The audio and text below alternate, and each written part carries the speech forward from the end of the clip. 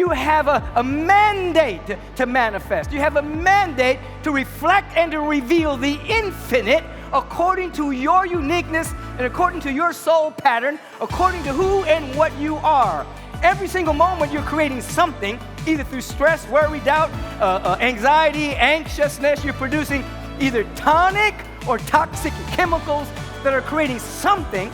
So you are here now to come into an awareness that you're going to consciously manifest. You're going to consciously outpicture. You're not just going to have your dream come true. You're going to come true for your dream.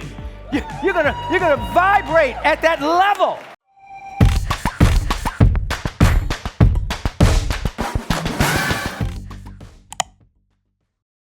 All is well? Is all well? Somebody say, yes, I am. Yes, I can. Yes, I am willing. And it's all happening now. Let's scream about it. Let's wave at those who are streaming in from around the globe. Let them know that they're right here with us, that we have dwarfed time and space, that there's no distance between us. This is a non-local event that is being broadcast to everywhere. So everyone that appears to be in the distance is actually here with us now. Wave at them. Say, we love you. You are here with us. It is my joy and my honor to be here with you. I appreciate Vision for the invitation to hang out with you in this manifestation and conference. As I was listening to Vision and Reagan speak, I just felt like everything had been said. However, I got things to say. I was reminded at a particular time in my life, we were talking about manifesting from the soul and having an idea from our soul that I'll get into in a few moments that is constantly broadcasting to us our destiny. And our destiny allows us to overcome the density of the world of thoughts and beliefs, perceptions, points of view, positionalities that are limited. But there's something about us that's so magnificent and so beautiful, so timeless, so ageless, incorruptible, our real nature and our real being. And way before I established the Agape International Spiritual Center, I was on a spiritual retreat solo by myself in Big Bear, and I was meditating, and I was outside, and as I was meditating, this scroll rolled down in front of me, and it said, Michael Beckwith to speak at this spiritual center in Tacoma, Washington. And then the scroll rolled up and disappeared. I thought that was kind of cute. I wrote about it in my journal.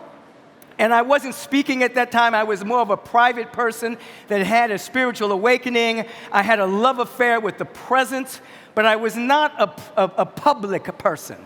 The people that were around me came to me one-on-one. They liked being around my energy. I facilitated healings, things of that particular nature. As a matter of fact, the fun fact is, at that time, my name was Param Atman.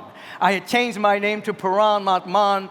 And then later on in life, I re-grabbed Michael because I wanted Michael to evolve into this higher consciousness. I didn't want to split. But that's another story. Anyway, this scroll rolled down and it said I was going to speak at this spiritual community. So when I got home, the phone rang. And there was a man on the phone named Bill. And he said, Michael, we want to invite you to speak at our spiritual community. Presently, we don't have a spiritual teacher. They've retired.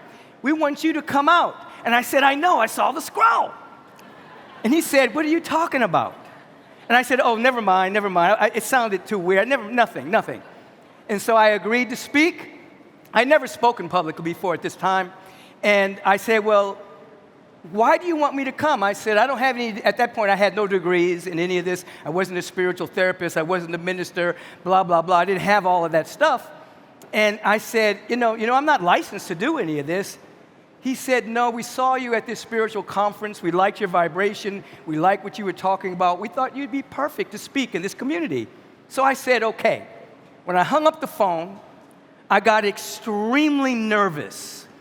And I wanted to call Bill back and say, well, on that particular day, I'm going to have the flu. and so I won't be able to make it. But anyway, I laid down on my couch. It was a green couch. I had a big mural on my wall, and I was so nervous because I'd never done this before. And what am I going to say? I don't have anything. I don't have any words. I had a great awareness of this presence. I had a spiritual awakening where I could see the love and the beauty everywhere. My name for this presence was love, beauty. It penetrated my being. I could see 360 degrees from my consciousness, not from my... I had this tremendous awakening, but I didn't know what my destiny was at that time. And I was nervous. And so I left my body, and I saw Michael laying on the couch, and Michael was nervous. And then I got back into the body as Michael, and I'm nervous, and what am I going to do? Why did I say yes to this? And then I'm flying again, and I look back, and I said, that damn Michael, he gets so nervous. Doesn't he understand yet that in the moment I said the word that, I was back in the body again, and I was nervous. Subsequently, I went up to Tacoma. When I got to the airport, I thought I knew everybody in the airport. I was having this expanded awareness. I got in the elevator. I turned around. I was getting ready to hug the people. And Bill said, Michael, you're having an experience. You don't know those people. I said, oh, okay. I went on to the community. I did the presentation. It was wonderful. It was beautiful. People were crying. It was a beautiful thing. So that was in 1979. That's when that happened, 1979. So the 1986, that was in 1976, 77, somewhere in there. 1987, I've established the Agape International Spiritual Center with great resistance, mind you. So in 1987, I was concerned about something. And so I do what I do. I sat down as Vision and Reagan were mentioned. I sat down and I got in touch with my soul faculty. And then I split and I saw Michael sitting in the chair. And I said, Michael doesn't have anything to worry about now. I'm always with him. And then I merged back with Michael. And whatever the issue was that I was dealing with, I knew the answer. I knew exactly what to do. Now, the difference between 76 and 87 was in 76, I was more identified with the guy on the couch. In 1987, I had integrated more and had become more identified with the guy looking at Michael. That's called integration and transformation. In other words, you're not coming here to get high. You are coming here to get free. You are coming here to stabilize that freedom and then to integrate with those higher frequencies that Reagan was talking about, so that you're not getting high, you're stabilizing and integrating so that you're literally transforming your life. You're becoming a greater vision and version of who you really are. This is why you are here. So all of the joy and the enthusiasm and the excitement and the insights and the revelations and that which you're journaling about and you're having these great ahas, your role after this is to stabilize those ahas through the different practices that you're going to learn here and that you've learned already from Vision and Reagan, to stabilize it so that you come into a state of consciousness, and that state of consciousness then leads to a stage of unfoldment. No stage, no state, no stage. So you are here to absolutely come into a state of awareness and to stabilize it. And in so doing, you become aware, as I am aware that there's no guy in the sky called God. There is a living presence of pure consciousness that is eternal, that knows itself. It is pure awareness. It is everywhere in its fullness, and that by means of us wants to know itself according to your uniqueness. Your superpower is your uniqueness. There's not one being exactly like you. So this infinite presence that doesn't do do-overs, got you right the first time, doesn't repeat itself, recreated itself, or I should say you emerged from this as a distinct unit of infinite potential.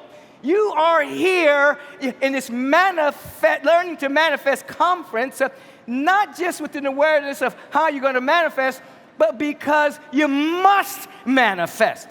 You have a mandate to manifest. You have a mandate to reflect and to reveal the infinite according to your uniqueness and according to your soul pattern, according to who and what you are. Every single moment you're creating something, either through stress, worry, doubt, anxiety, anxiousness. You're producing either tonic or toxic chemicals that are creating something. So you are here now to come into an awareness that you're going to consciously manifest. You're going to consciously outpicture. You're not just going to have your dream come true. You're going to come true for your dream. You're going to vibrate at that level. So you have an identity and you have a faculty. You have heard throughout the ages that you're made in the image and likeness of God, but somewhere your soul knows that this vast, infinite presence of love and beauty and intelligence is formless. It's invisible. You can't see it with the sensorium. It's an invisible, indivisible presence. So being the image and likeness of God doesn't mean you look like God, because God is formless. So you're not going to look in the mirror and say, God's looking good today. You can say that because it's true, but this presence is formless. You are the image and likeness of God. I'm going to break that down for you. And you are the life of God. Those are two different things. Your life has emerged from the infinite. Your life has emerged from the eternal. Who and what you really are is an eternal being, reflecting and revealing the entire cosmos with no beginning and no ending. And every single quality and essence of the presence is all within your awareness. And you are here to set yourself free, to set yourself on fire, and then the whole world will come and watch you burn. Listen, say with me right now, my life is eternal. I am an eternal being. All good is happening right now. And now you're also the image and likeness of God. That's different from your life. The image and likeness of God means that you share a faculty with the infinite cosmic mind. And what is that faculty? You have the ability to think independent of circumstances and conditions. That's the faculty. Now, this is very important because it makes you a sovereign being, so that right now, as you are listening to me, as you're feeling the activation and the feeling tone of the previous speakers, the love that's emanating in this room, you may have a particular issue or challenge that you're dealing with in your life, but at this moment, your mind and your heart is available to what's happening on this stage. So you are thinking independent of that challenge. That's the faculty of God, which means that every moment that you enter into some kind of spiritual technology or some kind of practice, you are starting your life over. You are beginning again. Why? Because you're not focused on a condition or a circumstance that you're dealing with. Your attention is on the vibratory energy of infinite potential and the life of the infinite that you are. That's the image and the likeness. So you have faculty and you have the life. You are the life of the infinite. You remember, there's no God in the sky. We're way past religiosity. We're deep into a spiritual awareness of oneness and unity and foreverness. All of that is your life, and you have this magnificent faculty that can allow you to think independent of experience, which brings you to being a very powerful emanation of the Spirit. With that faculty, you move into the idea sphere, and you begin to catch your soul calling. You catch your vision. You catch the ideas that are seeking to express by means of you. You catch that. And then you begin as you begin to catch that and begin to articulate that, you begin to feel, as we've already talked about, and I talk about Reagan and vision, I talk about we, you begin to feel, as already been said, that it's already happening. You've heard the old song, it don't mean a thing if it ain't got that swing. Well, we're saying it don't mean a thing if it don't have that feeling. You see? So you have to have that feeling, and what does that feeling do?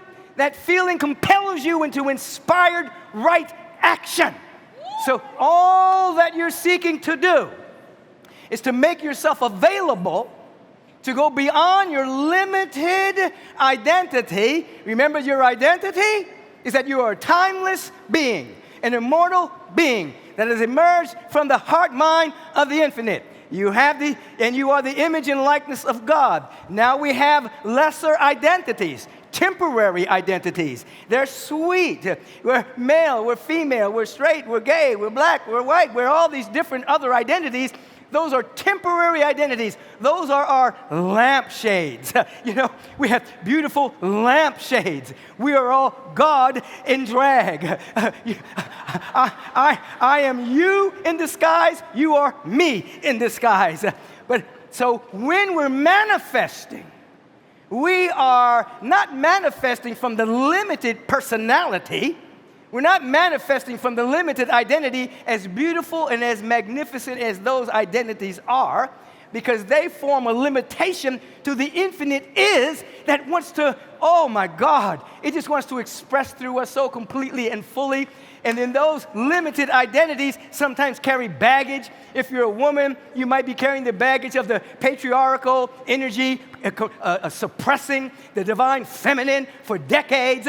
If you are an African American, you may not know this, but I was raised by African American parents. Anyway, you might have the debris of racism. If you're a woman, you might have glass ceilings. If you're gay, you might have ostracization. These limited identities have powerful and wonderful ways of expressing, but they also have a misuse of the sacred law of the universe, because you may be trying to manifest and hold on to those limited identities. So when you're going into the manifestation realm, you're coming into an awareness. Your real identity is pure awareness. Say, I am pure awareness. I am pure awareness. I am pure awareness.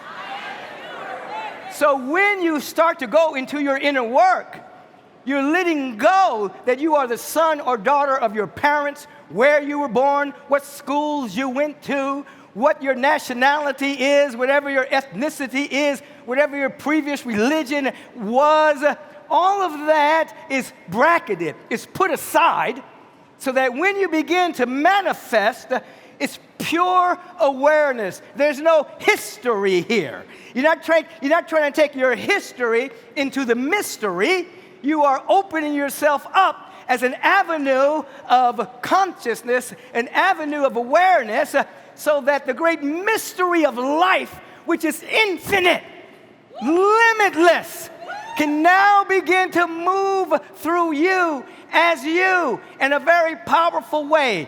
Through you and as you. So you're slowly letting go of the fact that love and beauty and joy and intelligence, if you want to use the word God, you can, but we never want to conjure up an anthropomorphic idea of a man in the sky, because if God was anthropomorphic, God would be a woman, please. Anyway, multitasking. But there's no anthropomorphism. So we're letting go of the guy in the sky, and we're becoming aware that it's pure consciousness, and you are pure consciousness. So that as you're going and doing your inner work, as you're doing your inner work, it's no history entering in, and no condition. And here's this, we still have, particularly in the Western world, people still have this idea that when they're seeking to manifest, or they're praying or something like that, they're reaching out to God. They're limiting their energy because they're reaching out to something. But this presence is omni. It's everywhere. So it's where you are right now. So you're never reaching out. You're actually reaching inward to have an awareness that everything you could want and hope for and desire, it's already here. The word desire comes from the word to sire. It is an idea that we are planting and siring. It comes from our soul to express as a vision was speaking about. And so we're not any longer reaching out. This is the power of prayer.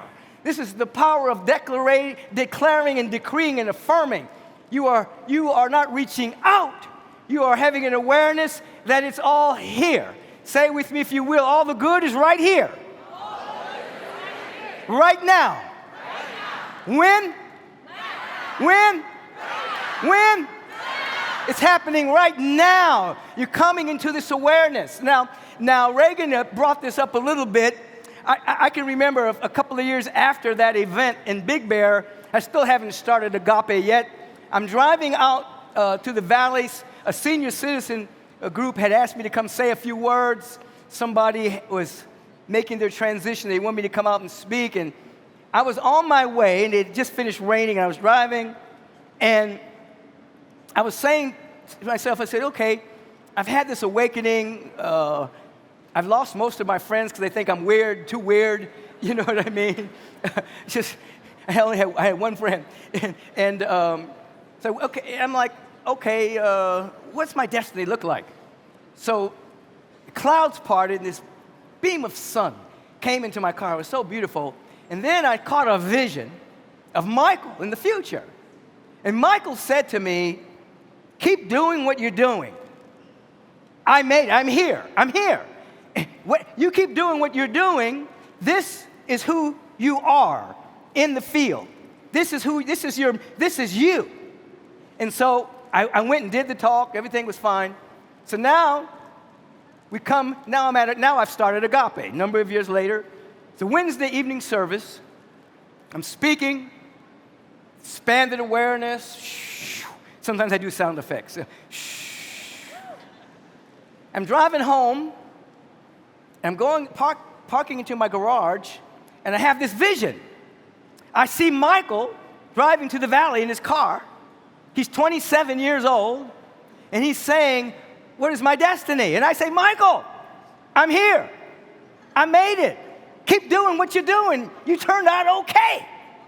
And so I had the experience of being the 27-year-old guy, wondering what my destiny was.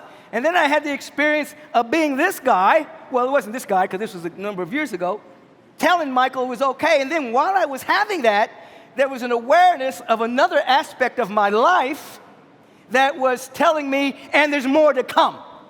Right now, within your divine matrix, the past, the present, and the future are happening simultaneously.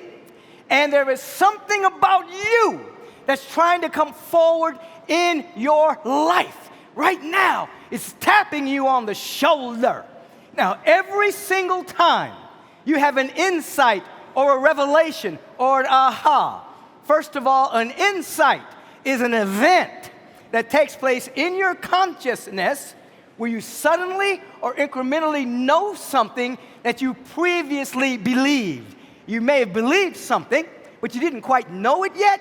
But when you have an insight, an aha, oh my God, ooh, and it just goes through your being, that's an insight. Now, check this out. Whenever you have an insight, that is the real you. I'm pointing up here because, we are eternal, immortal souls. We're incorruptible. We're timeless. We're multidimensional. And then we get to express through this incarnation.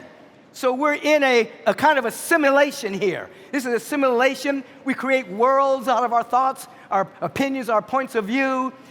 Different people live in different worlds. It's all a simulation. It's not the eternal real. It's a simulation. But your real self, your soul self, your God self is seeking and trying to get your attention so that it can come through here so that more and more of the real you is embodied while you have a body. In the old religion, people would say you're going to die and go to heaven. Well, we know now that you are to die to your limitations to your limited thinking. You need to die to your littleness so that heaven breaks out all over, right here and right now. That is who you are becoming. So when you are praying to God, you're really seeking to have a realization that the real you can break through. The real you can break through. So when you have an insight, that insight is you, boo. That's you. That's who you are. That joy, that laughter, that peace, that wisdom, that transformational knowledge, that feel of abundance and opulence and harmonizing and prosperity, that dynamic awareness that all of your needs are met, that is the real you, not corrupted by time and space, thought forms, opinions, and points of view. That is the real you, and you're waking up to you. So you're releasing the thoughts as I'm speaking here that you're good and that God is somewhere afar off. It's here and it is now. You are breaking the simulation of time and space and coming into a level of coherence around fundamental reality, that which is real. In other words, individuals don't experience reality, they experience their thoughts about reality. Because that which is real is eternal, is forever. The love and the beauty and the intelligence is everywhere, oozing through us.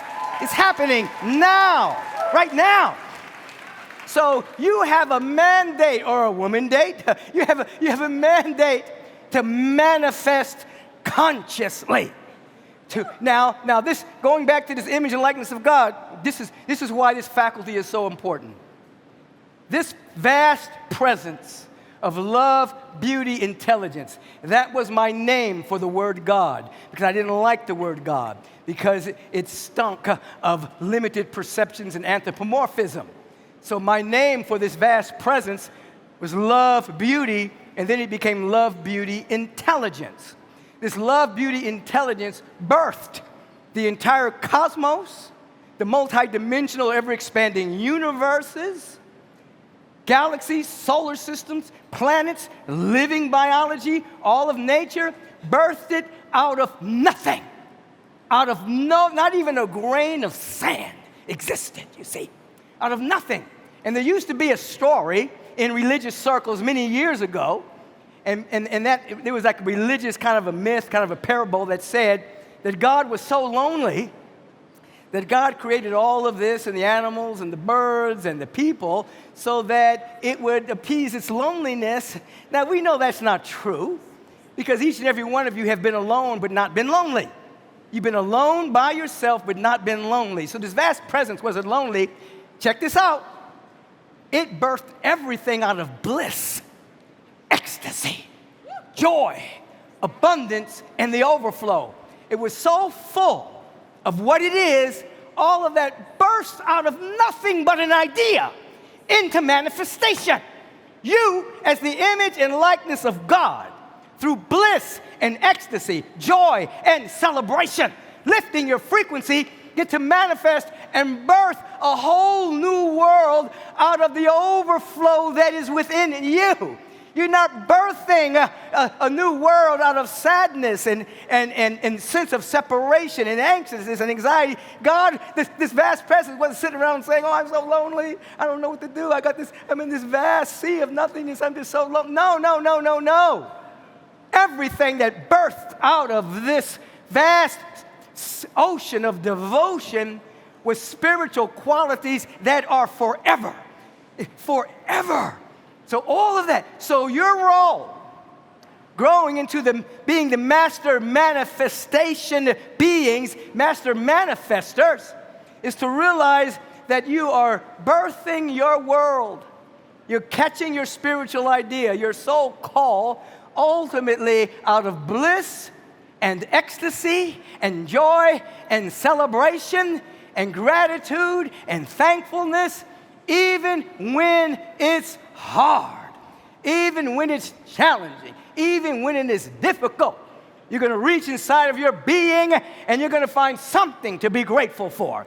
You're going to reach inside of your being and find something to be thankful for. You're going to reach inside of your being and find something that you can appreciate, so that that which you appreciate appreciates. Your vibration up levels. It becomes more and more, the oscillation becomes quicker and quicker.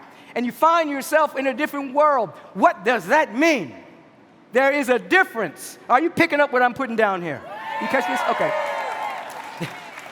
There's a difference between the world and the planet. They are not synonymous. The planet is Gaia. She's alive. The earth is alive. She is a living being. Her vibration has lifted. She is waiting for humanity to lift its vibration to match where she is. And those that do will have a much more graceful unfoldment. Those that do not will experience a little more anxiety and worry and doubt and things of that particular nature. That is the planet. Those rainforests and those rivers and those oceans and those lakes and all the sentient beings, that planet is, it's radiating with such beauty, and it's conscious, becoming more conscious. And then there's the world. The world is made up of thoughts and beliefs, opinions, points of view, perceptions, positionalities that condense themselves into experience through agreement. It condenses itself into a world, into experience. You see the lowest common denominator of the human experience when you turn on the news. I suggest you don't do that, because they say we have the worst things happening. You can tune in on 11, and we've got music behind it to really entrain you into this nastiness. No, you don't want to do that to yourself. That's called self-abuse, you see. But anyway, the world is a condensation of thoughts and beliefs, perceptions, and points of view. So individuals, two people, can be standing on the same spot on the planet, but they're in different worlds. You see, you catch that? So you are opening yourself up, image and likeness, opening yourself up, identities, life itself, to begin to see a different world. Not the world that many people agree upon politically, that many people agree upon religiously, many people agree upon, ain't it awful? We're coming into a different world. This world of reality exists. It's timeless. It's forever. It's the emanation of love and abundance and beauty and joy. And guess what? It wants to know itself as your life, as your living in this. So as I said at the beginning, you are not here just to learn how to manifest. Yes, you are. But you're becoming aware that you have a call to manifest. You have a mandate to manifest. You chose to be here on this planet at this time in human history. You were not pushed into this incarnation. You chose to be here so that you could reflect and to reveal the entire cosmos as only you can. What is the universal presence up to through the ever-expanding universe? It is up to producing individuals that can perfectly reflect the entire cosmos. That's why you like Jesus, Eliezer ben Joseph, Moses, Kuan Yin, Buddha. That's why you like these wonderful people, because according to their particular pattern at the time in human history, they reflected the infinite in a way that they were called to reflect. That's what the universe is up to. Producing an individual that can perfectly reflect the infinite in a way that only you can. So this is the presence becoming conscious of itself as your life. Tie that into every insight. It is you on the soul level, you coming into an awareness here and now. Woo, I love this stuff. I love it. I love it. Very quickly, we'll put on for those of you who have taken classes with me at Mindvalley, you're familiar with this. I'm only going to cover it briefly. The first one said the 4 stages of spiritual growth and development: victim, manifester, channel, and being. Are you familiar with that? Some of you are. Those are 4 stages. Of course, there are infinite stages. But for conversation, I broke it down into 4. Let's go to the next one. The first stage is the victim stage. Like I said, I'm not going to go through this very deeply because many of you have taken the class, and you can take that class and go into it at a much more deeper level. But a victim is an individual that's governed by the words to me. Something is happening to me. They did it to me. God is mad at me. The devil's after me. I'm governed by external forces, and I believe that they are determining my destiny. The experience of having no control. Why does this always happen to me? That's what you call a disempowering question. The opportunity to give up blame and shame stories come at this particular stage, and how you come out of victim is through forgiveness and giving up blame stories. Victim have a blame story. Every victim will say that it's somebody else's fault that they're not happy. Now, of course, we're not denying that there are people who have done destructive things, who have done hurtful things to people. We're not saying that's not happening. But in order to come out of that stage, you have to give up the blame story, and you have to go into deep rhythms of forgiveness, because the lack of forgiveness is a not high vibration. It is self-abuse. It's a high practice of self-abuse. If you're living in unforgiveness, you are abusing yourself. You're actually allowing resentment and animosity and unforgiveness to produce toxic chemicals in your body temple that are creating a condition for disease, disharmony, the blocking of your manifestation, the blocking of your dreams coming true, and from you becoming true for your dream. So forgiveness is self-abuse. Just lock that in for a moment. Say unforgiveness is self-abuse. Say it again. One more time. So if you're walking around with any animosity, you're not letting people off the hook for what they said or did. You're just not participating in that anymore. You're not allowing those thought forms to become emotions and that become chemicals that begin to prematurely age you, block the coherence of the brain, block your creativity, block your inspired action. So you're living every single day practicing forgiving whatever happened in the course of your day, so you're not going to sleep with animosity in your soul. You're going to sleep with forgiveness, and then going to sleep with, oh my God, as I am sleeping, life is for me, and there's nothing against me. It is a practice, you see? And as vision, I was thinking about this vision was talking about dreams and learning from that dream.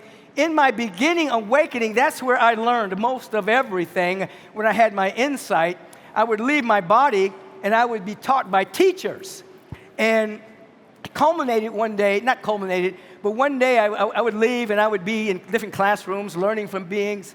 And one day I was in class, and the teacher in the front said, "Today the class is going to be taught by Michael Beckwith."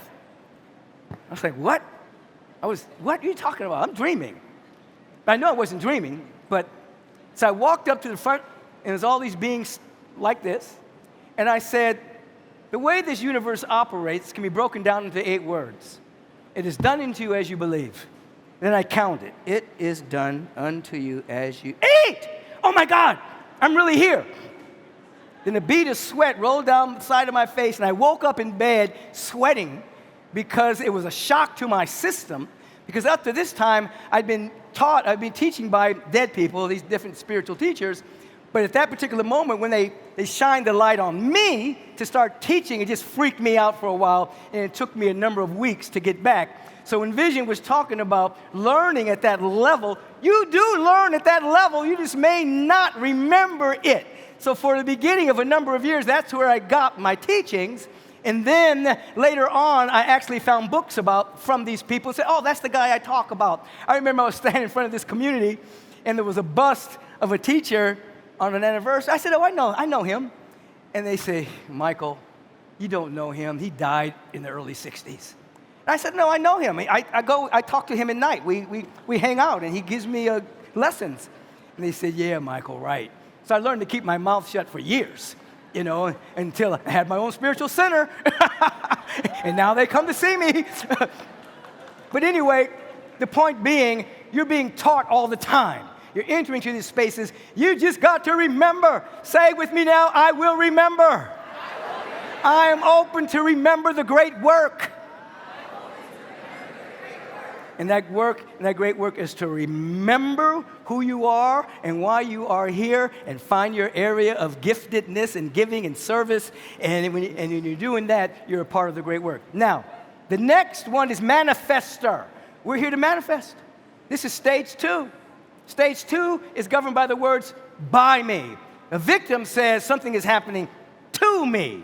A manifester says this is happening by me. I'm declaring, I'm affirming, I'm decreeing, I'm articulating a vision. I'm articulating my vision. I'm beginning to describe it. So you're beginning to come into coherence with that which is seeking to express by means of you. You develop the power to manifest. You enter into a certain level of control. And then in this stage, and Reagan covered this in her own words, you learn to give up control. And this is it's hard for many people, particularly since their life may have been out of control, and finally they get a little control, and they start to manifest some parking spaces. They start to manifest some things, and they say, oh, no, I want to stay in control. But control is a form of limitation. Because generally speaking, in the beginning stages of manifestation, what you're manifesting is oftentimes from the limited personality, from the limited identities of what you think you want to have in your life. There's nothing wrong with that, by the way. It's all a part of the growing and developing and unfolding. But after a certain while, you release control. Now, you don't just wake up one day and say, I give up control. Reagan took us through a wonderful process. It's a daily and regular process of releasing and surrendering to your greater yet to be.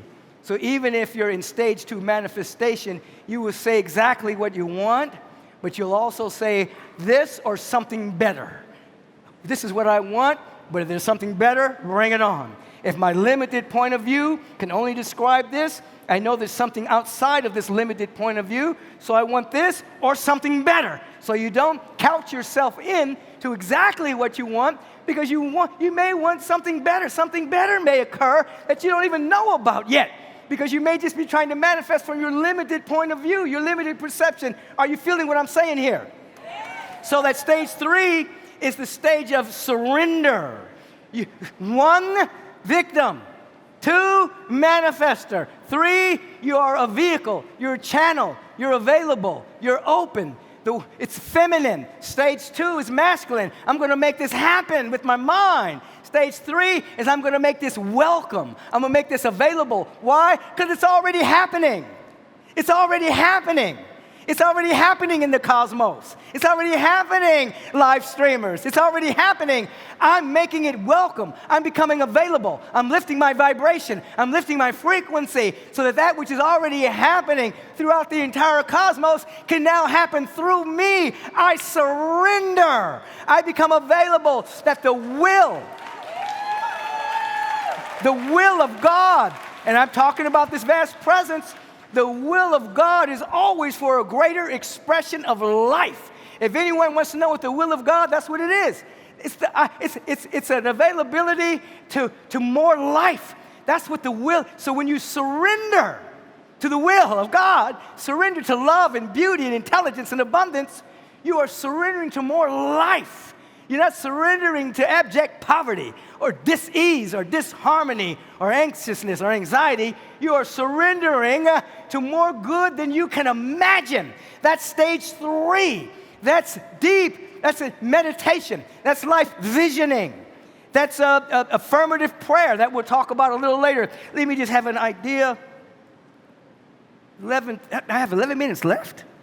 Wow. Okay, quickly. Stage 4 is being. That's kind of where I started, you see. Your life is divine. Your life is divine. Say, my life is divine. My life is divine. I am an eternal being. So you begin to be aware that you are awareness. Now, I'm going to stop talking for a moment because I want to do a couple of processes with you. And so as you put your feet on the ground, firmly on the ground, and begin to be aware as you close your outer eye, put your hands in your lap facing upward as a sign of receptivity. See that proverbial beam of light go all the way to the center of the earth. And as I'm speaking to you and as you're getting comfortable, be aware that you have access to all knowledge that has ever been gained by human experience. That anyone who has ever walked the planet and had an insight, all of that is still in the noosphere of the planet. It's in the mental atmosphere of the planet. And as you understand you are an earthling, a spiritual being having an earthling experience, you have access to all of that. Now, see that beam of light emanating from the base of your spine up through all the 7 chakras.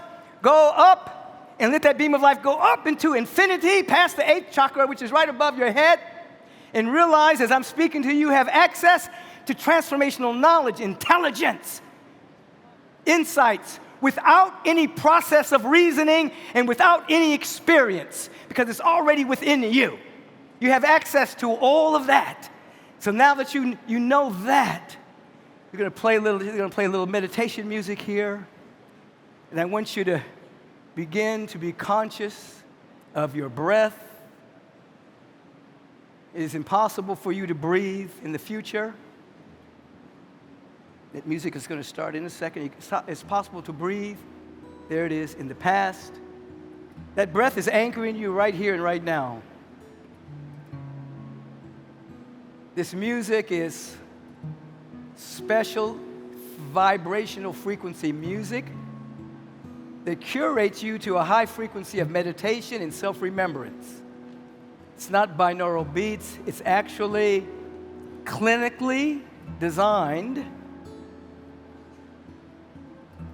It's changing your field right now. It's helping you go into meditation. I'll just stop right there with the understanding of it.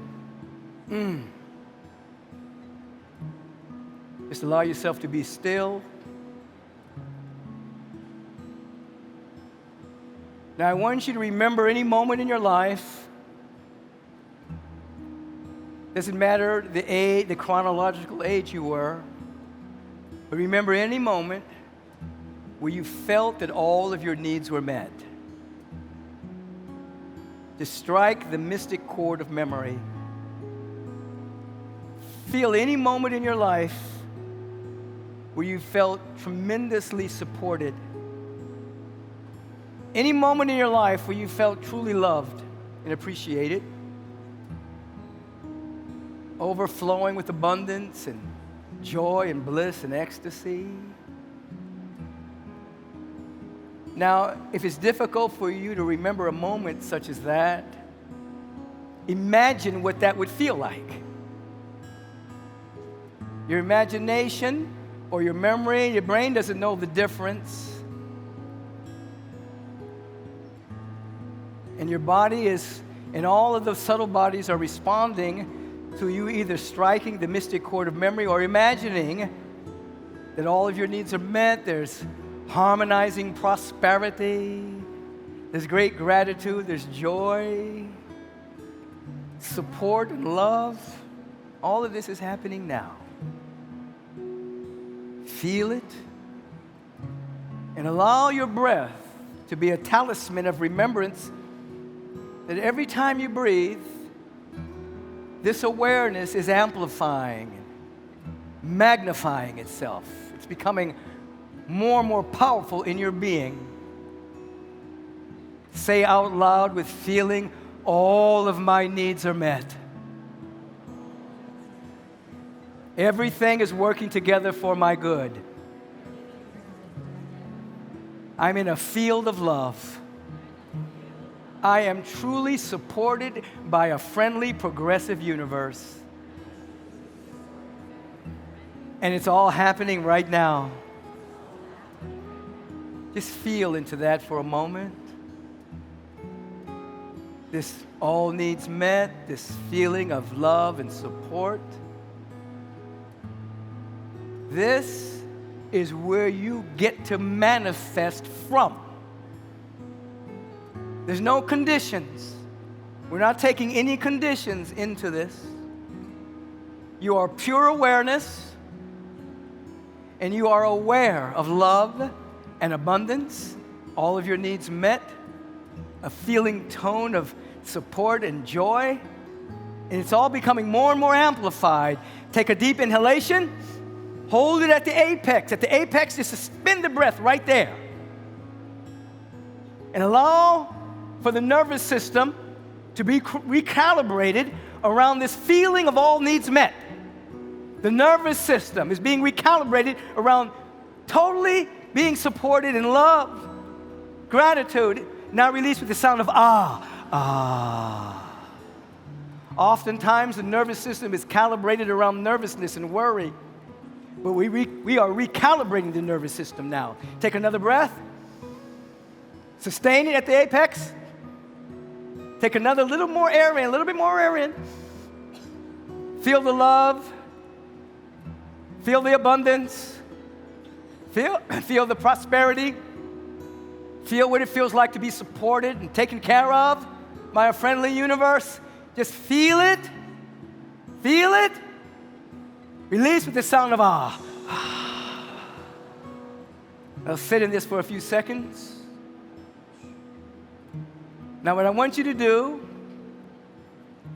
now that you feel that all of your needs are met, now that you feel that you're supported, you feel love, a deep sense of gratitude, you're feeling it, all needs are met right now. Now, from this space, say, what do I really want to manifest? Say that. Say what? Just say it out loud. What do I really want to manifest? Now be still and listen with your entire being. Your need is met. You're feeling support and love. Your nervous system is now having a level of coherence around abundance and joy. You're saying, what do I really want to manifest? Because you're not manifesting from a condition here. You're not manifesting from lack or anxiety. What you're manifesting now from a soul essence. What do I really want to manifest in my life? Now you're listening as if someone is about to tell you something extremely important. So you're not just listening with your ears, you're listening with the consciousness that created the ears. You're not just seeing vision with your eyes, you're seeing or catching a vision with that which created the eyes. In other words, pure consciousness. As I'm giving you a suggestion, don't ask how to do it. You're just hearing from your entire being, what do I really want to manifest? And let it just roll. It might be an intuitive hit. It might be a feeling. It might be a sound. It might be a glimpse of something. You're planting the seed of catching an insight into what you really, really, really want to manifest.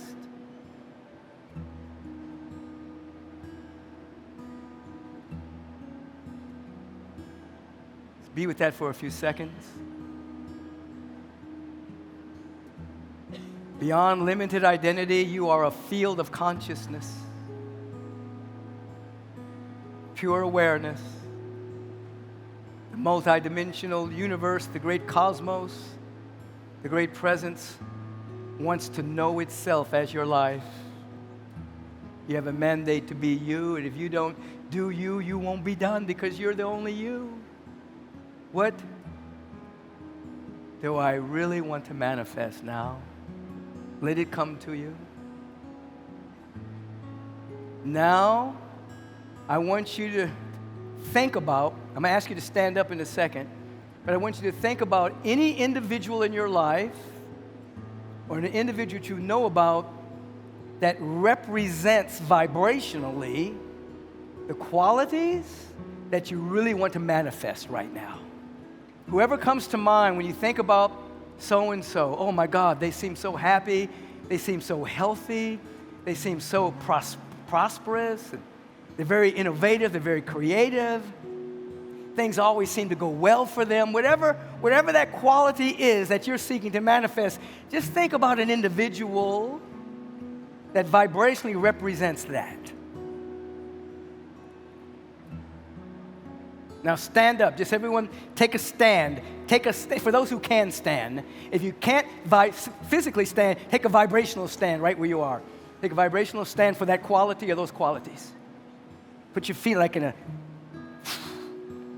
high vibe. Just take a stand for that quality. See that individual in your mind's eye. They're representing a quality. First of all, know you can only see it in them if it's in you. You can only see what you are projecting. So if you're seeing success in someone, you're seeing health and harmony, you're seeing inspired action, joy, love in someone's life, beauty, you're only seeing that which is within you, even if it's in an embryonic state. You're seeing it projected onto them. I want you to own it. Remember, you started with the feeling of all needs met. Come back to that. Own it. Whatever that quality is, I want you to own it. Breathe and receive. Breathe and activate. Breathe and activate. Say, it's happening now in me. What I see in them is happening in me. I'm grateful that I can see it. Now I can be it. I'm grateful that I can see it. Now I can be it. Now I want you, they're going to speed up the music here. We're going to just, for the next couple of seconds, we're going to celebrate.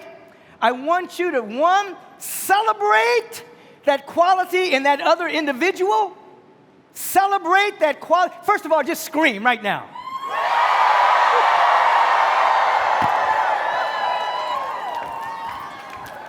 Feel into that quality. Now just move your body. Move your body. Celebrate. Celebrate. This is a particular set of music. It's called Transcending. That's my voice. Move the body and celebrate. Somebody scream.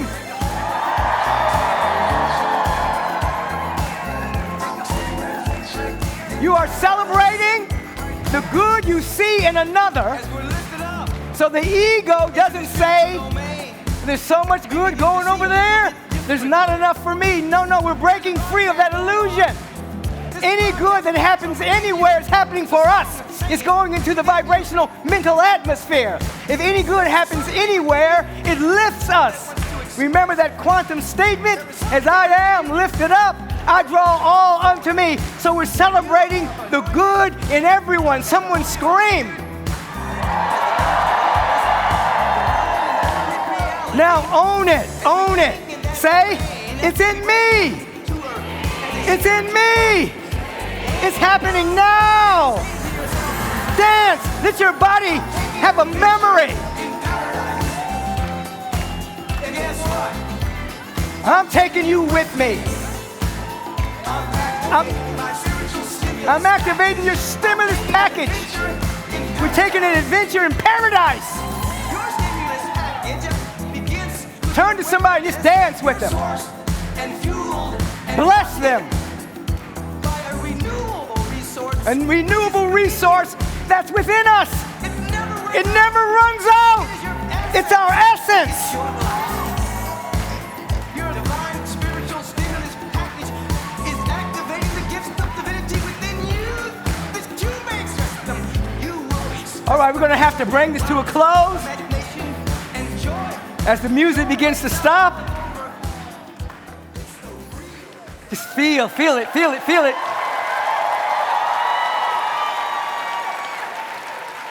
Say, I'm younger than an hour ago. My aging has stopped. I'm getting younger every moment. I reveal so much prosperity, joy and gratitude, and it compels moves me into inspired action. I walk differently. I talk differently. I act differently. I stand differently. Everything is working together for my good.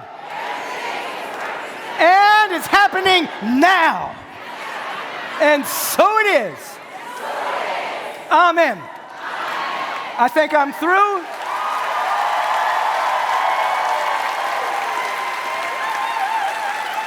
I'll leave you with 4 words.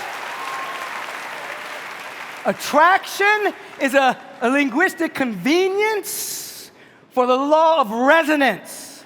You're feeling that it is done. Resonance leads to radiation. You start to radiate. You become very radiant with it.